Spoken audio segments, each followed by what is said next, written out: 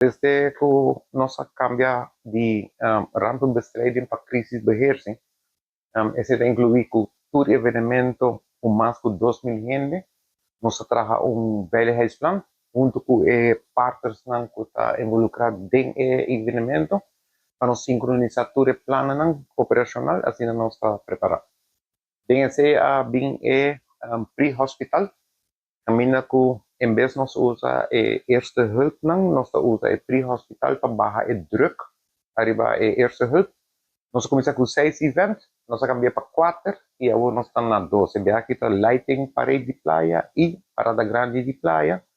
Por motivo, durante os últimos 3 anos, nós recaudar data para demonstrar que efetividade e eficiência para ter pre-hospital, arriba 2 eventos só, e outro não.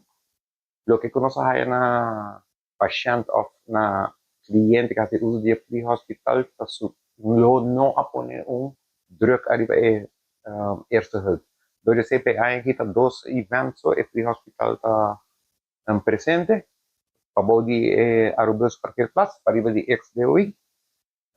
E nós temos post meme, que na Adriana Clay, que na Rode Kruis beman essay. Licht situatie nang, jena naman na pre-hospital, di pre-hospital, ambulância transportar para hospital. Tursimang stakeholders na meet, para todos, kika vai bom, kika vai malo, e kiko, nós temos direito para o seguinte evento, com parada de caminho grande. Me está satisfeito com o processo trabalhando junto com o SMAC.